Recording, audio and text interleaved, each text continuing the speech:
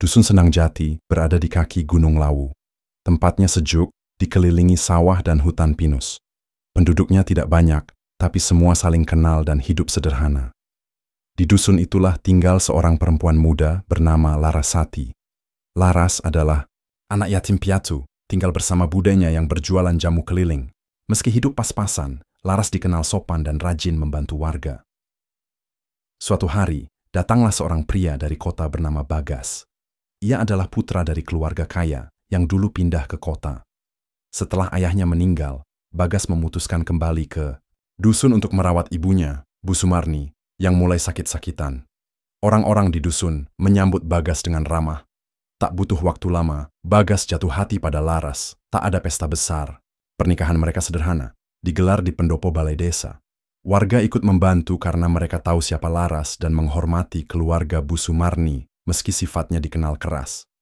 Tapi yang tidak diketahui Laras, Bu Sumarni tidak pernah menyetujui pernikahan itu. Perempuan desa itu nggak pantas jadi istrimu, Gas, kata Bu Sumarni sebelum pernikahan. Tapi Bagas bersikeras. Ia mencintai Laras dan percaya mereka bisa hidup bahagia. Beberapa minggu setelah menikah, Laras pindah ke rumah besar milik mertua. Rumah itu berdiri megah, peninggalan keluarga Bu Sumarni yang dulu dikenal sebagai juragan tanah. Tapi suasana di dalamnya dingin, bukan karena cuaca, tapi karena sikap pemilik rumah. Sejak hari pertama, Laras langsung merasa tidak nyaman. Piring jangan kamu letakkan di situ, itu bukan tempatnya. Bentak Bu Sumarni saat Laras sedang mencuci piring. Laras, hai Madim. Ia mencoba memahami aturan rumah itu, tapi semakin hari semakin berat. Ia disuruh bangun paling pagi, bersih-bersih rumah, mencuci baju, bahkan masak untuk seluruh keluarga, padahal di rumah ada pembantu. Tumben kamu rajin, mau ambil muka, ya? Ejek Bu Sumarni suatu pagi saat melihat Laras menyapu halaman. Bagas, i pusat pembele. Tapi setiap kali ia membuka mulut, ibunya langsung menatap tajam. Kamu lebih milih istrimu daripada ibumu sendiri. Bagas akhirnya hanya bisa diam. Ia tahu ibunya keras kepala. Laras pun memilih menahan diri. Ia tidak ingin rumah tangganya rusak hanya karena masalah sepele. Tapi Bu Sumarni tidak berhenti. Laras mulai dilarang duduk di ruang tamu. Pakaiannya dipindah ke gudang. Bahkan makanan yang dimasaknya sering dibuang tanpa dicicip. Suatu malam, saat Laras sedang menyetrika, Bu Sumarni datang membawa selembar kain batik. Kamu tahu ini kain apa? Tanyanya ketus. Laras mengangguk pelan. Kain batik Sidomukti, Bu. Bagus. Tapi kamu nggak pantas pakai kain seperti ini. Ini cuma buat perempuan terhormat, bukan yang nggak jelas asal-usulnya. Laras terdiam. Dadanya sesak, tapi ia tidak menangis.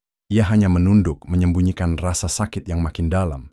Hari-hari berikutnya makin sulit. Bu Sumarni mulai bicara ke tetangga bahwa Laras hanya numpang hidup. Katanya, Laras tidak pernah membawa apa-apa saat menikah. Hanya modal wajah dan pura-pura sopan. Tetangga mulai bisik-bisik, dan Laras makin dikucilkan. Suatu sore, saat Laras duduk sendiri di dapur, pembantu rumah itu, Mbok Tun, mendekatinya. Nduk, sabar ya, saya tahu kamu orang baik. Tapi Bu Sumarni memang begitu dari dulu. Nggak pernah suka sama orang yang dari bawah. Laras mengangguk pelan. Saya cuma pengen hidup tenang, Mbok. Saya nggak minta apa-apa. Namun, ketenangan itu memang tidak pernah datang. Malam itu, Bu Sumarni memanggil Bagas dan Laras ke ruang tengah. Nadanya tajam dan suaranya meninggi. Aku nggak tahan lagi. Aku nggak mau tinggal serumah sama perempuan ini. Gas, kalau kamu tetap maksa tinggal di sini sama dia, kamu keluar aja dari rumah ini.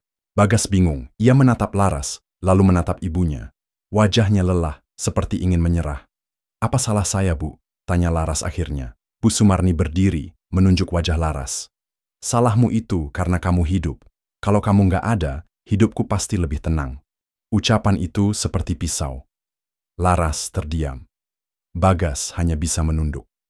Malam itu, Laras tidur di dapur. Ruangannya dingin dan sempit. Bagas tidak berani membawanya ke kamar karena takut pada ibunya. Laras hanya bisa memeluk bantal kecil dan menatap dinding kayu yang retak. Dalam hati ia mulai bertanya-tanya, apakah ini kehidupan yang pantas untuknya? Beberapa hari kemudian, desas-desus mulai beredar di dusun. Katanya, Laras bukan anak budenya, melainkan anak pungut dari orang luar desa.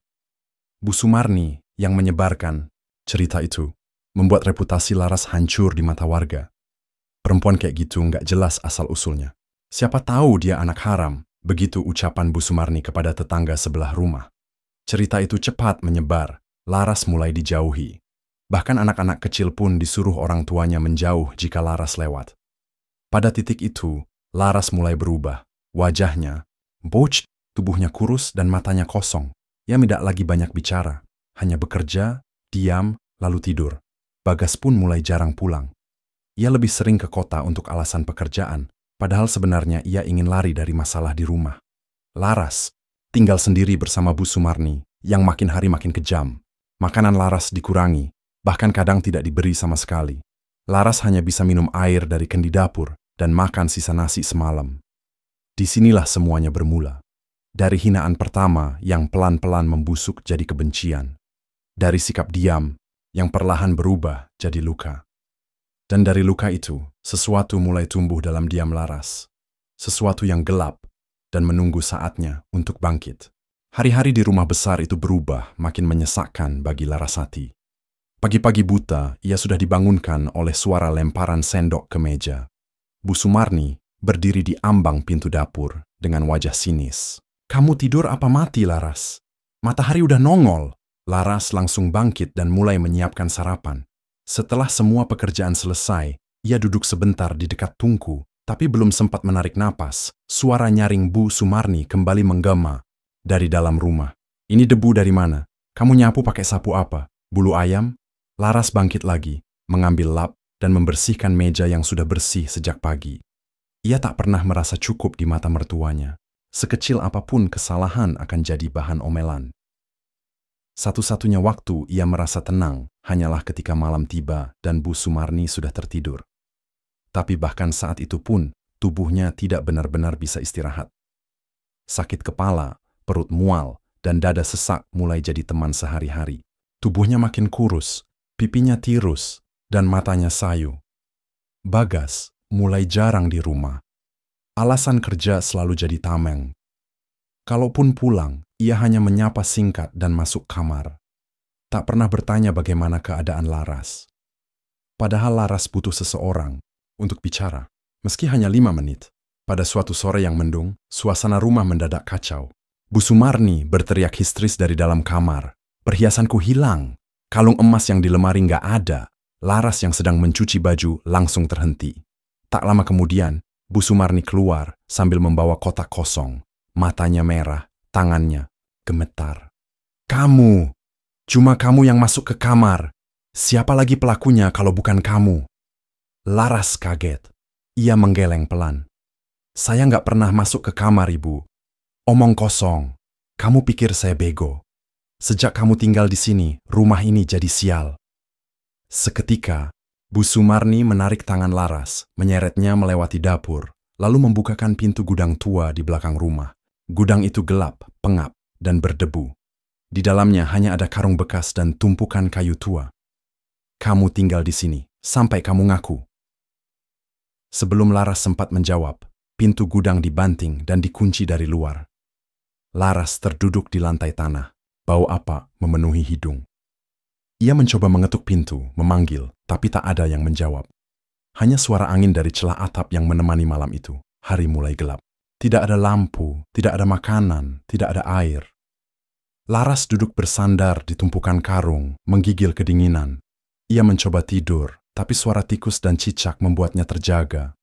Malam semakin larut, dan di kejauhan terdengar suara gamelan dari arah bukit. Suara itu pelan, tapi mengganggu, seolah berasal dari tempat yang tidak seharusnya. Laras memejamkan mata, berusaha mengabaikan semuanya. Paginya, pintu gudang baru dibuka oleh Mbok Tun. Wajah pembantu tua itu tampak cemas. "Enduk, kamu nggak apa-apa?" "Saya diam aja karena Bu Sumarni ngancam saya." Laras hanya mengangguk pelan, lalu bangkit. Tubuhnya lemas, matanya sembab. Ia kembali ke rumah, tapi tak diizinkan masuk ke kamar. Bu Sumarni memerintahkannya menyapu halaman sambil terus mengomel. Perempuan nggak tahu diri. Udah dikasih tempat tinggal, malah jadi maling. Hari itu juga kabar kehilangan perhiasan menyebar. Kira warga, Bu Sumarni sengaja bercerita ke tukang sayur dan tetangga sebelah rumah. Jangan heran kalau tiba-tiba tetanggamu jadi sering beli susu sama roti mahal. Ternyata ya begitu kelakuannya. Laras mendengar semua itu, tapi ia diam. Kepalanya mulai sering sakit, penglihatannya kadang buram, dan perutnya seperti terjepit. Namun ia tetap melakukan semua pekerjaan rumah tanpa banyak bicara. Sampai pada suatu malam, tubuh Laras mendadak lemas. Ia pingsan di dapur saat sedang memotong sayur. Mbok Tun panik dan memanggil Bagas yang kebetulan sedang di rumah. Bagas membawa Laras ke kamar dan memanggil mantri desa. Setelah diperiksa, mantri hanya berkata singkat, "Dia kecapekan. Kurang makan juga." Bagas tidak bicara apa-apa. Ia duduk di kursi, menunduk lalu keluar kamar. Bu Sumarni berdiri di depan pintu kamar Laras. Wajahnya tidak menunjukkan belas kasihan sedikit pun. Kalau kamu pikir pura-pura sakit bisa bikin kamu dapat simpati, kamu salah besar. Keesokan harinya, Laras dipaksa bangun dan kembali kerja seperti biasa. Bahkan ia diminta mengepel seluruh rumah. Badannya lemas, tapi ia tidak bisa menolak. Sore itu, saat Laras sedang mengepel lantai ruang tamu, Bu Sumarni duduk sambil menggosok kuku. "Kamu itu bawa sial. Sejak kamu masuk rumah ini, suami saya meninggal, usaha turun, dan sekarang perhiasan saya hilang." Laras berhenti mengepel. Ia berdiri, menatap Bu Sumarni dengan mata merah, bukan karena marah, tapi karena lelah menahan semuanya. "Saya nggak pernah ngambil apapun. Saya cuma pengen hidup tenang, Bu." Bu Sumarni tertawa sinis. "Tenang? Di rumah ini, kamu nggak akan pernah dapat ketenangan. Selama kamu masih hidup di sini, jangan mimpi hidup enak." Ucapan itu adalah paku terakhir di hati Laras. Ia kembali ke dapur malam itu, duduk sendirian sambil menatap api di tungku yang mulai padam. Di luar, hujan mulai turun. Angin bertiup kencang dan daun-daun berterbangan ke halaman. Tiba-tiba, suara pintu gudang yang dulu mengurungnya terdengar berderit pelan, padahal tak ada siapapun di sana. Laras bangkit, berjalan perlahan ke arah pintu belakang. Ia berdiri di depan gudang itu, memandangnya lama. Bibirnya bergetar, tapi bukan karena dingin. Dalam hati ada sesuatu yang berubah. Luka yang tak terlihat itu mulai membentuk sesuatu yang lebih dalam dari sekadar rasa sakit. Dan malam itu Laras untuk pertama kalinya berbisik pada dirinya sendiri. "Aku belum mati, tapi nanti akan ada yang kubawa mati." Sudah 3 hari sejak Larasati pingsan di dapur. Tubuhnya makin lemah. Ia hanya bisa terbaring di kasur tipis di kamar belakang, ditemani Mbok Tun. Suara napasnya berat, matanya hampir selalu tertutup. Bagas hanya datang sesekali, duduk sebentar di tepi kasur, lalu pergi tanpa banyak kata. Ia seperti takut melihat wajah istrinya sendiri. Sementara Bu Sumarni tetap bersikap dingin, hanya sesekali melongok dari ambang pintu dengan wajah datar. Hari itu, tepat malam Jumat Kliwon, hujan turun sejak siang dan belum berhenti hingga sore. Suasana rumah makin suram, petir menyambar beberapa kali, membuat jendela bergetar. Mbok Tun duduk di sisi Laras, menggenggam tangannya yang dingin. Sesekali ia menyeka keringat di dahi Laras. Mulut Laras bergerak pelan, seperti ingin bicara, tapi suaranya hanya samar. Menjelang maghrib, tubuh Laras menggigil hebat. Matanya terbuka setengah, dan dari bibirnya terdengar suara lirih, nyaris tak terdengar. "Butun," bisiknya Mbok Tun mendekatkan telinganya. "Iya, Nduk, Mbok di sini." Laras menarik napas panjang. "Kalau aku mati, jangan dikubur dekat rumah ini. Aku nggak mau." "Jangan ngomong gitu, Nduk. Kamu sembuh kok," ucap Mbok Tun pelan, meski air matanya jatuh tanpa bisa ditahan. Tapi Laras seperti tak mendengar. Ia menatap ke langit-langit, lalu mengucapkan kalimat yang membuat bulu kuduk Mbok Tun berdiri. Dia bakal tahu rasanya neraka. Di rumahnya sendiri. Sesudah itu, tubuh Laras kejang sebentar, lalu diam. Matanya terbuka sedikit, tapi kosong. Mbok Tun menjerit. Bagas dan Bu Sumarni segera tatai. Saat mereka melihat Laras tak bergerak, Bagas panik. "Ibu, dia mati, Bu." Bu Sumarni menatap tubuh Laras sebentar, lalu memalingkan wajah. "Cepat urus pemakaman. Jangan lama-lama. Nggak usah dibikin ribet." Malam itu, Laras dimakamkan Syarifah Pemakaman Umum Desa. Tidak banyak pelayat. Hanya Bagas, Bu Sumarni, Mbok Tun, dan 2 tetangga yang membantu menggali kubur. Pemakaman berlangsung cepat, tanpa tahlil, tanpa doa panjang. Setelah itu, rumah kembali sunyi. Namun, sejak malam Laras dikubur, hal-hal aneh mulai terjadi. Tengah malam, saat semua orang sudah tidur, terdengar suara isakan pelan dari arah dapur. Mbok Tun yang tidur di kamar belakang terbangun. Awalnya ia mengira suara kucing, tapi ketika ia keluar untuk memastikan, suara itu makin jelas. Tangisan perempuan. Sayup-sayup, terputus-putus, seperti orang yang menahan sakit. Mbok Tun menelan. Ludah, ia berjalan pelan ke dapur, tapi suara itu malah terdengar dari arah gudang. Gudang itu masih tertutup. Gemboknya tergantung di pintu, tidak rusak, tapi suara tangisan jelas terdengar dari dalam. Hu, ibu, sakit, bu. Suara, itu mirip Larasati. Mbok Tun mundur pelan, menutup mulutnya, dan kembali masuk ke kamar. Ia tidak cerita apa-apa ke siapapun. Keesokan harinya, Mbok Tun menceritakan kejadian semalam pada Bagas. Tapi Bagas hanya geleng kepala. Itu cuma perasaan Mbok aja. Jangan mikir yang aneh-aneh. Namun malam berikutnya, kejadian serupa terulang. Kali ini, bukan hanya Mbok Tun yang mendengarnya. Bu Sumarni terbangun sekitar pukul 2 dini hari karena mendengar pintu belakang berderit. Ia turun dari ranjang, berjalan ke ruang makan, lalu berhenti ketika mendengar suara dari arah gudang. Tangisan, disusul dengan suara rantai diseret. Lalu, suara batuk-batuk pelan. Bagas, tolong aku. Bu Sumarni berdiri terpaku. Suara itu jelas, dan dia kenal suara itu. Larasati, ia langsung menyalakan semua lampu. Pintu gudang dicek, masih terkunci. Tapi suara tangisan itu masih terdengar dari dalam. Keesokan paginya, Bu Sumarni marah-marah. Ia menyuruh Bagas membongkar gudang, mencari apakah ada orang iseng atau hewan yang bersuara. Tapi, tak ditemukan apa-apa. Hari ketiga setelah kematian, Laras, kejadian makin aneh, piring di dapur pecah sendiri. Lampu kamar Bu Sumarni mati mendadak. Dan setiap malam, suara tangisan makin keras. Bahkan suara Laras kadang terdengar memanggil. Bu, kenapa dikurung? Aku dingin, Bu. Bagas mulai gelisah. Ia sering terbangun di tengah malam dan mendapati pintu kamar terbuka. Kadang, ada bekas lumpur basah di lantai menuju dapur, seperti bekas langkah kaki. Malam Jumat berikutnya, keluarga kecil itu menggelar tirakatan kecil untuk almarhum Laras. Mbok Tun memimpin doa. Namun, saat bacaan doa mencapai tengah, lampu di ruang tamu padam tiba-tiba. Dari arah dapur, terdengar suara pintu dibanting keras. Lalu suara perempuan menangis lagi. Semua yang hadir terdiam. Bu Sumarni pucat, duduk memeluk tasbih. Bagas menyalakan senter, tapi lampunya berkedip-kedip. Tiba-tiba Mbok Tun seperti kerasukan. Tubuhnya kaku, matanya melotot, dan suaranya berubah. Kenapa dikurung, Bu? Aku cuma pengen hidup tenang, tapi malah dibuang. Semua orang panik. Bagas mencoba menyadarkan Mbok Tun, tapi suara itu terus keluar dari mulutnya. Rumah ini akan jadi saksi. Semua orang akan tahu siapa yang sebenarnya kejam. Setelah itu, Mbok Tun jatuh pingsan. Keesokan harinya, beberapa tetangga mulai bisik-bisik. Ada yang mengaku mendengar suara perempuan menangis di depan rumah Bu Sumarni. Anak kecil mengaku melihat sosok wanita berkebaya putih duduk di atas genteng dapur. Warga mulai menjauh. Rumah itu dijuluki rumah tangisan. Tidak ada yang berani lewat depan rumah kalau malam tiba. Namun Bu Sumarni tetap keras kepala. Jangan takut sama arwah. Dia sudah mati, nggak bisa apa-apa. Tapi sejak malam tirakatan itu, tidurnya tak pernah nyenyak.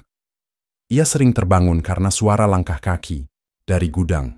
Kadang terdengar suara rantai diseret, dan malam paling menakutkan terjadi 7 hari setelah kematian Laras. Pukul 3 dini hari, Bu Sumarni terbangun karena mendengar suara seseorang berdiri di depan kamarnya. Ia mengintip dari balik pintu. Anak melihat sosok perempuan berkebaya putih, rambut panjang menutupi wajah, berdiri diam menghadap pintu. Perempuan itu tidak bergerak, tidak berbicara. Tapi suara tangisannya memenuhi seluruh rumah. Sudah 2 minggu sejak Larasati dimakamkan. Suasana rumah Bagas dan Bu Sumarni makin mencekam. Tangisan di malam hari masih terdengar. Kini, bukan hanya dari gudang, tapi juga kadang dari kamar mandi atau loteng. Mbok Tun, satu-satunya asisten, Rumah tangga yang tersisa mulai berubah. Ia menjadi lebih pendiam, sering terlihat melamun, dan beberapa kali bicara sendiri. Kadang saat mencuci piring, ia tiba-tiba berhenti dan menatap tajam ke jendela. Pagi itu, Mbok Tun tidak keluar dari kamarnya. Bagas mengetuk pintu, tapi tak ada jawaban. Setelah berulang kali dipanggil, akhirnya ia mendobrak pintu kamar. Mbok Tun duduk di pojok ruangan, wajahnya pucat, mata melotot, mulutnya komat-kamit, mengucapkan kata-kata yang tidak dimengerti, tangannya mencakar-cakar lantai. "Mbok, ini aku, Bagas!" Teriak Bagas panik. Namun Mbok Tun tidak merespons, ia terus menggumam. Lalu, dengan suara pelan tapi menyeramkan, ia berkata, "Oh, aku dikurung, aku nggak nyolong, aku cuma pengen keluar." Bagas mundur. Bu Sumarni datang dan melihat Mbok Tun mulai kejang-kejang, lalu menjerit keras sekali. Jeritannya memekakkan telinga, lalu tubuhnya ambruk dan tidak sadarkan diri. Saat sadar, Mbok Tun langsung minta pulang ke kampung halamannya. "Saya nggak kuat lagi di sini. Ada yang ngikutin saya terus. Saya nggak bisa tidur." Suara tangisan itu masuk ke mimpi saya, katanya sambil menangis. Bagas tidak bisa menahan. Ia mengizinkan. Sore itu juga Mbok Tun dibawa ke terminal. Tapi sejak kepergian itu Mbok Tun tidak pernah sampai ke rumahnya. Keluarganya melapor ke kepala desa bahwa Mbok Tun menghilang di perjalanan. Tidak ada jejak, tidak ada kabar, bahkan nomor ponselnya tidak aktif. Beberapa hari kemudian, warga dikejutkan dengan kejadian lain. Pak Raji, tetangga sebelah yang dulu, dikenal sering ikut menghina Larasati di belakang, ditemukan tewas di dalam sumur rumahnya. Mayatnya ditemukan oleh anaknya dalam posisi terbalik, kepala di bawah, kaki di atas. Di tubuhnya terdapat luka-luka aneh seperti bekas cakaran. Anehnya, tidak ada suara apapun saat ia jatuh. Tidak ada yang mendengar teriakan. Warga langsung gegar. Berita itu cepat menyebar. Ada yang bilang Pak Raji sering mimpi buruk sebelum meninggal. Ia juga beberapa kali mengaku melihat bayangan perempuan duduk di depan rumahnya saat malam. Desa mulai ramai dengan bisik-bisik tentang arwah Larasati. Katanya arwah Larasati gentayangan. Dia dendam. Sudah 2 yang kena, Mbok Tun dan Pak Raji. Siapa selanjutnya? Bu Sumarni mulai merasa tidak nyaman. Beberapa tetangga tak lagi menyapanya saat berpapasan. Ada yang menutup jendela saat dia lewat. Bahkan warung dekat rumah tak mau menjual barang jika dia datang. Semuanya ikut-ikutan gila, katanya kesal. Tapi wajahnya tak bisa menyembunyikan rasa takut. Malam makin panjang untuk keluarga itu. Rumah makin dingin, bukan karena cuaca, tapi karena suasana yang tidak wajar. Bagas mulai sulit tidur. Ia sering terbangun dengan badan basah, oleh keringat, mimpi buruk terus datang. Suatu malam, Bagas melihat seseorang duduk di depan kamar Larasati. Ketika didekati, sosok itu hilang, tapi bau anyir tercium di udara, seperti bau darah bercampur tanah basah. Tak lama setelah itu, suara tangisan muncul lagi. Kali ini bukan dari gudang, tapi dari loteng. Tangisan diikuti dengan suara kaki berlari, kecil seperti suara anak-anak. Padahal tidak ada anak di rumah itu. Ketakutan mulai menguasai Bagas. Ia mencoba bicara dengan ibunya. "Bu, kita harus ke Kiai. Ini udah nggak bener. Aku ngerasa Laras masih ada di sini." Tapi Bu Sumarni menolak. "Itu cuma perasaanmu. Kamu terlalu percaya takhayul." Bagas tidak menyerah. Ia mendatangi Pak Lurah dan meminta bantuan untuk mencari kiai atau ustaz yang bisa membantu. Namun warga mulai enggan berurusan dengan keluarga itu. "Aku kasihan sama Bagas, tapi keluarganya sudah banyak bikin masalah," kata salah satu warga. Desa mulai terasa asing untuk keluarga Bagas. Mereka seolah tinggal di rumah, kosong di tengah desa yang ramai. Tak ada lagi yang menyapa, tak ada yang datang saat mereka butuh bantuan. Puncaknya terjadi di malam Sabtu. Seekor kambing milik tetangga ditemukan mati, tergantung di pagar rumah Bu Sumarni. Di leher kambing tergantung secarik kain putih dengan noda darah dan tulisan, "1 per 1 akan dibayar." Bu Sumarni histeris. Ia jatuh pingsan dan terbangun dalam kondisi demam tinggi. Bagas akhirnya mendatangi seorang ustaz dari desa sebelah. Ustaz Malik datang malam itu juga. Ia langsung merasakan hawa tidak wajar di dalam rumah. Ini rumah sudah dipenuhi energi dendam. Kalau tidak segera dibersihkan, bukan hanya suara yang datang, tapi jasad pun bisa kembali, ucapnya. "Ustaz, Malik menggelar doa dan ruqyah ringan. Tapi saat pembacaan ayat berlangsung, lampu rumah padam. Dari balik jendela dapur, tampak bayangan perempuan berdiri menatap ke dalam. Ustaz Malik terdiam sejenak. Itu dia belum tenang. Ada yang belum selesai. Tangisan kembali terdengar. Kali ini jelas terdengar kata-kata, "Aku belum dibela. Aku belum diberi keadilan." Seketika, cermin besar di ruang tamu pecah sendiri. Retakannya membentuk seperti wajah Laras. Pagi itu, Bu Sumarni bangun lebih awal dari biasanya. Kepalanya masih berat, sisa demam malam tadi belum benar-benar reda. Ia berjalan pelan menuju dapur. Niatnya ingin membuat wedang jahe untuk menghangatkan badan. Tapi, baru 2 langkah masuk ke dapur, tubuhnya langsung terpaku. Lantai dapur penuh cairan merah pekat. Warnanya gelap, mengalir dari bawah meja ke sela-sela ubin tua. Bau amisnya langsung menusuk hidung. Astagfirullah. Darah! Tangannya gemetar. Ia menoleh ke kanan dan langsung tercekik napasnya. Di depan tungku dapur, berdiri sosok perempuan, mengenakan daster lusuh. Rambut panjang menjuntai menutupi sebagian wajah, tapi yang terlihat jelas adalah setengah wajah yang hancur. Kulit mengelupas dan bola mata yang keluar setengah. Perempuan itu sedang mengaduk wajan besar. Suara sendok besi bergesekan dengan wajan terdengar menyayat.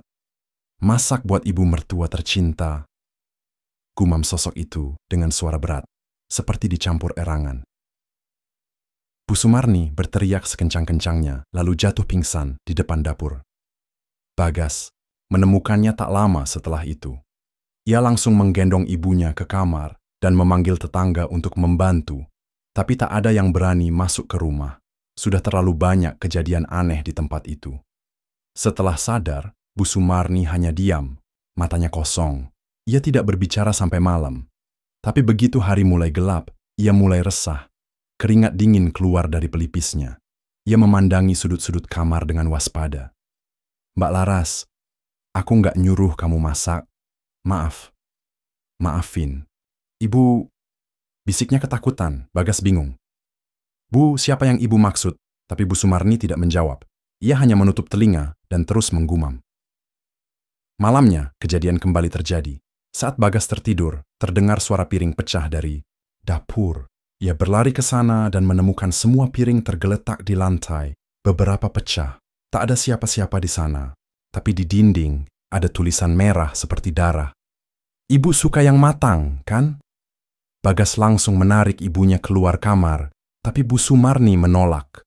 Ia ketakutan, tubuhnya gemetar. "Dia ada di dalam. Aku lihat dia. Dia masak lagi masakanku." Mulai malam itu, Bu Sumarni tidak mau tidur di kamar. Ia duduk di ruang tamu, memeluk bantal, menatap ke arah dapur dengan mata merah dan tidak berkedip. Bagas tidak bisa berbuat banyak. Ia sudah membawa Ustaz Malik untuk ruqyah, tapi gangguan tidak berhenti. Gangguan malah makin menjadi. Suatu malam, lampu dapur menyala sendiri, lalu mati. Menyala lagi, mati lagi. Seperti ada yang bermain-main, bau gosong muncul entah dari mana. Saat diperiksa, kompor tidak menyala, tapi ada panci di atasnya yang penuh abu hitam dan serpihan. Kain keesokan harinya, saat Bagas sedang keluar rumah untuk mencari bantuan, Bu Sumarni berteriak dari kamar mandi. Tetangga datang berlarian, tapi lagi-lagi tak berani masuk. Saat Bagas tiba, ia menemukan ibunya terduduk di pojok kamar mandi. Tubuhnya basah kuyup, dan di lantai tertulis kata ibu dengan cairan merah. Ia tak tahu itu darah atau apa, tapi baunya menyengat dan membuat perut mual. Mulut Bu Sumarni berbusa. Terus mengucap kalimat, "Maaf, Laras. Aku salah. Aku salah." Hari demi hari, kondisi Bu Sumarni memburuk. Ia sulit makan, sulit tidur. Ia hanya mau minum air putih, itu pun dengan dipaksa. Bagas yang awalnya bingung, kini ikut ketakutan. Ia mulai percaya, Laras memang belum pergi. Setiap malam, dari kamar, terdengar suara perempuan menangis. Tangisan itu kadang diselingi tawa pelan yang panjang dan menyakitkan telinga. Suara itu tidak datang dari luar, tapi dari dalam lemari, dari kolong tempat tidur, dari dinding dapur. Pernah suatu malam, Bagas menemukan api menyala di tungku, padahal tidak ada yang memasak. Api itu memancar kuat tanpa kayu bakar, seolah menyala, lavender dasar tungkus sendiri. Di atasnya ada panci tua yang berputar sendiri, mengeluarkan bau anyir. Bu Sumarni makin sering mengigau. Ia menyebut-nyebut kejadian lama, bagaimana ia menyuruh Laras cuci tangan sebelum makan, tapi menggunakan air bekas pel yang kotor. Bagaimana ia menyuruh Laras cuci kaki dengan sabun cuci piring. Bagaimana ia pernah melempar nasi ke lantai dan menyuruh Laras memungutinya satu-satu. Semua itu kini seperti kembali menyerangnya. Dia datang tiap malam, gas. Dia jalan pelan-pelan dari dapur. Aku dengar langkahnya, terus suara dia manggil, "Bu, waktunya." Makan. Bagas tidak tahan lagi. Ia kembali memanggil Ustaz Malik dan memohon agar ruqyah dilakukan secara intensif. Tapi Ustaz berkata, satu hal yang membuat Bagas semakin hancur. Saya bisa bantu untuk meredam, tapi dendam ini tidak akan selesai sampai permintaan arwah Laras dipenuhi. Arwahnya belum tenang karena belum ada pengakuan, belum ada keadilan. Bagas menatap ibunya. Ia tahu, selama ini ibunya memang keras, kasar, bahkan jahat pada Laras. Tapi tidak pernah terpikir bahwa semua itu akan berujung seperti ini. Malam itu, suara tangisan berubah jadi jeritan. Piring di dapur beterbangan dan pecah, lemari jatuh sendiri, kompor menyala dan menyemburkan api ke dinding, bau darah memenuhi rumah, dan di tengah kekacauan itu, Bu Sumarni kembali melihat sosok Laras. Kali ini Laras berdiri di ujung lorong, wajah rusak, bibir sobek, tapi matanya menatap tajam. "Ibu belum makan masakan saya," ucap Laras sebelum perlahan menghilang, meninggalkan suara cekikikan pelan. Pagi itu, suasana di rumah keluarga Bagas benar-benar mencekam. Setelah kejadian semalam, hampir semua perabot rusak. Dinding dapur hangus, meja makan terbalik, dan bau gosong masih menempel di udara. Bu Sumarni hanya terbaring di kamar, tubuhnya lemah dan matanya kosong. Ia tidak bicara sepatah kata pun sejak melihat penampakan Larasati semalam. Bagas tak bisa tinggal diam. Ia merasa harus berbuat sesuatu. Ia putuskan untuk datang ke makam Larasati, berharap bisa meminta maaf langsung di tempat peristirahatan terakhir istrinya itu. Siang hari, dengan membawa bunga dan air doa, Bagas berjalan kaki ke pemakaman desa.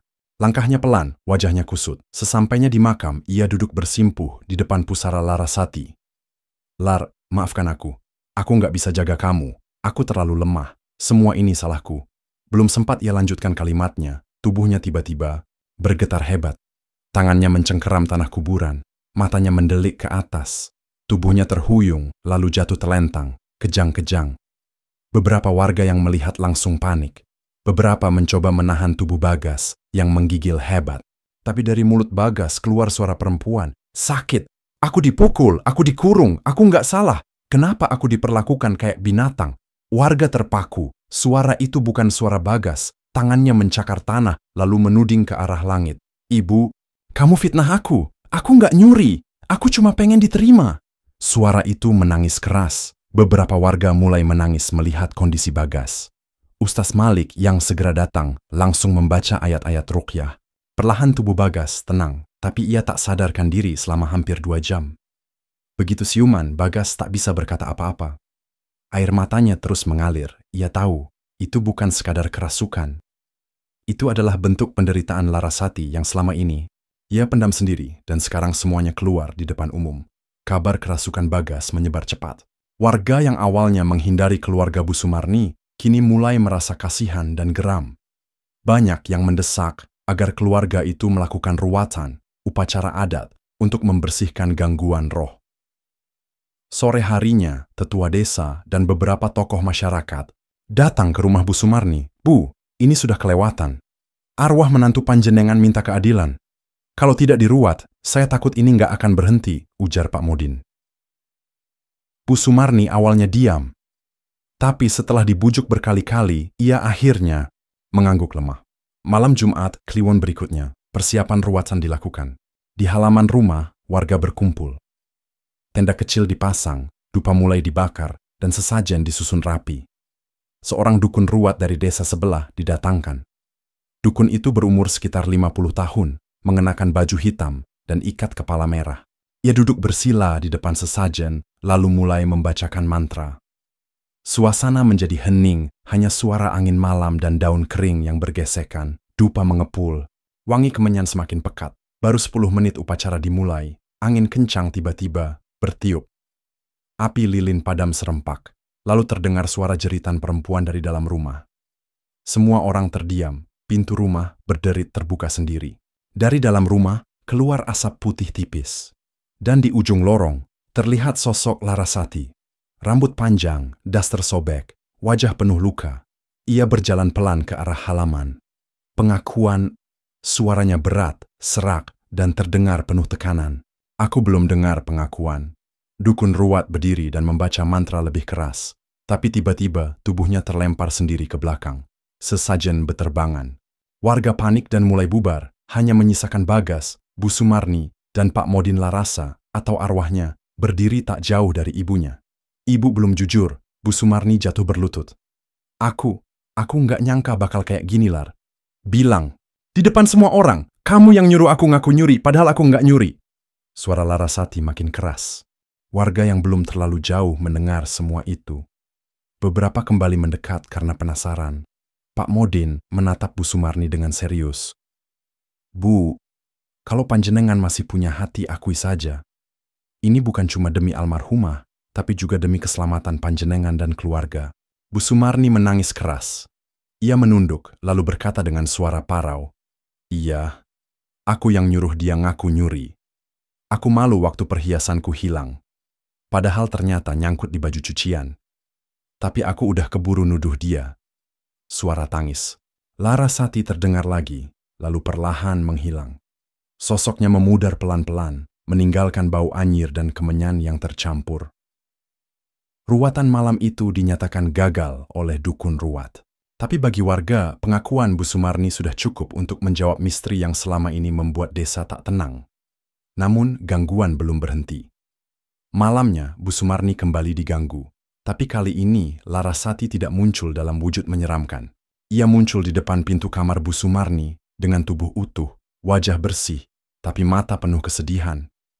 Ibu udah ngaku, tapi belum tobat. Lalu Larasati menghilang dalam asap tipis.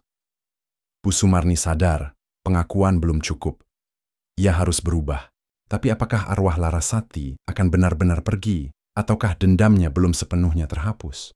2 minggu setelah ruatan gagal dan pengakuan Bu Sumarni, suasana rumah keluarga Bagas tetap mencekam. Tak ada lagi yang berani masuk ke rumah joglo itu, selain penghuni utama. Para tetangga hanya berani lewat jika matahari masih tinggi. Malam, hari, jalanan di sekitar rumah gelap dan sunyi. Bagas jarang keluar kamar. Wajahnya makin pucat, tubuhnya kurus. Ia hanya makan sedikit dan tidur tak pernah nyenyak.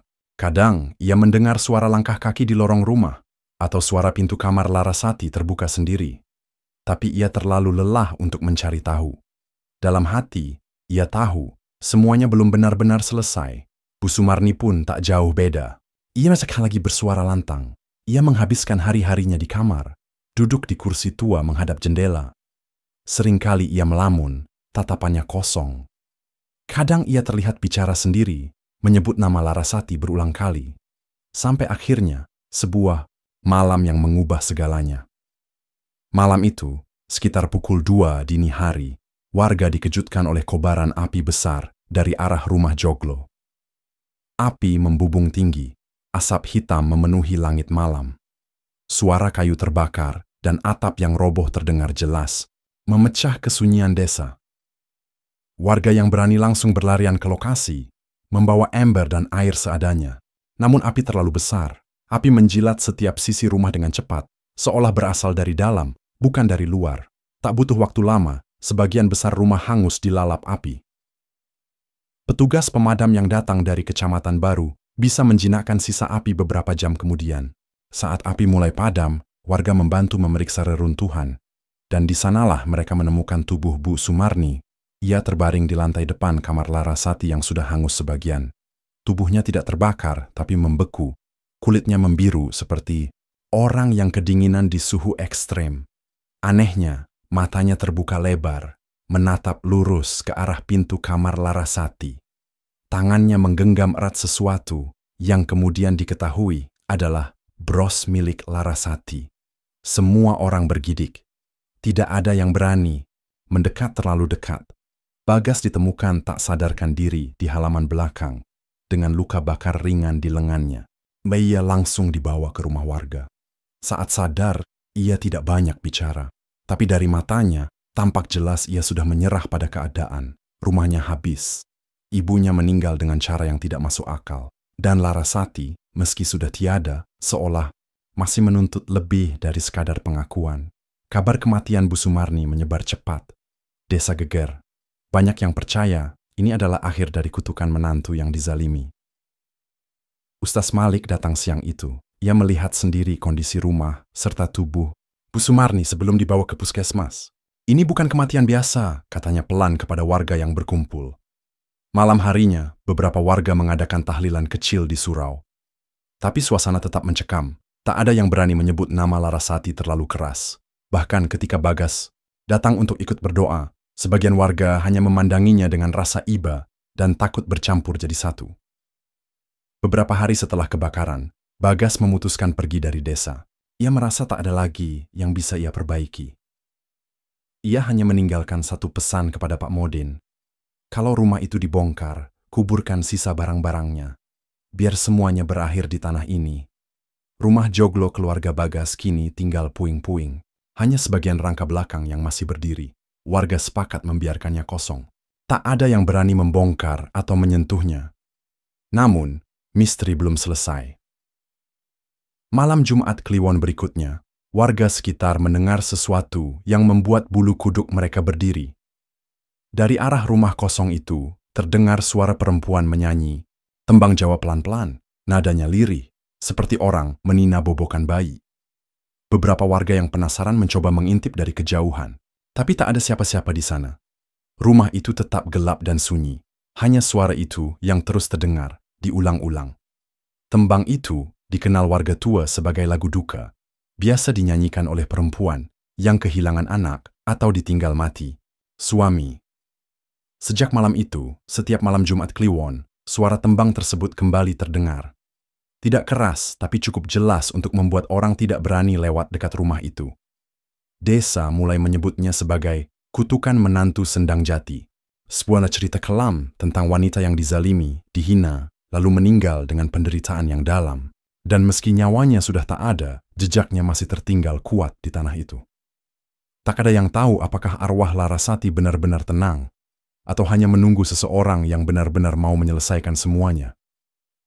Namun yang pasti, setiap malam, Jumat Kliwon, Desa Sendang Jati kembali mengingat satu nama yang pernah mereka hina, mereka salahkan, dan mereka abaikan, Larasati. 5 tahun telah berlalu sejak kebakaran rumah joglo milik keluarga Bagas. Bangunan itu tak pernah dibangun kembali. Hanya sisa pondasi yang dibiarkan tertutup semak dan ilalang. Beberapa pohon liar tumbuh di sekitar bekas dapur dan kamar Larasati, warga. Desa Sendang Jati sudah berusaha melupakan peristiwa itu. Tapi tidak mudah. Beberapa anak-anak kecil yang bermain di dekat bekas rumah itu pernah berlari pulang ketakutan. Mereka bilang melihat perempuan berambut panjang berdiri di bawah pohon jambu. Wajahnya tidak jelas, tapi bajunya seperti kebaya putih milik Larasati. Setiap malam Jumat Kliwon, suara tembang Jawa itu masih kadang terdengar. Tidak selalu, tapi cukup sering untuk membuat warga tetap percaya bahwa ada yang belum benar-benar selesai. Bagas tidak pernah kembali ke Sendang Jati. Terakhir terdengar kabarnya, ia tinggal di kota kecil di Jawa Timur, bekerja sebagai sopir angkutan barang. Ia hidup sederhana dan jarang bicara soal masa lalunya. Ketika seorang kenalan desa mencoba menemuinya dan menyebut nama Larasati, Bagas hanya menjawab singkat, "Aku yang salah," tapi semua sudah terlambat. Makam Larasati yang ada di belakang rumah warga masih sering dikunjungi diam-diam. Ada yang meletakkan bunga, ada pula yang menyalakan lilin kecil. Mereka tak mengaku, tapi warga tahu itu bentuk penyesalan. Pak Modin, yang dulu memimpin tahlilan setelah kematian Larasati, pernah berkata, arwah yang dizalimi akan terus menetap kalau luka batinnya belum dimaafkan, bukan hanya oleh orang yang menyakitinya, tapi juga oleh orang-orang yang membiarkannya terjadi. Kini, rumah joglo itu jadi cerita. Diceritakan turun-temurun oleh warga kepada anak-anak mereka, bukan untuk menakuti, tapi sebagai pelajaran. Tentang bagaimana menyiksa secara perlahan bisa lebih kejam dari membunuh. Tentang bagaimana diamnya seseorang yang teraniaya bisa berubah jadi jeritan yang tak akan pernah hilang dari tanah tempatnya berpijak. Dan malam ini, Jumat Kliwon, suara tembang itu terdengar lagi. Lirih, pelan, dari arah rumah yang tak lagi berpenghuni. Mungkin itu hanya angin, atau mungkin Larasati masih ingin suaranya didengar.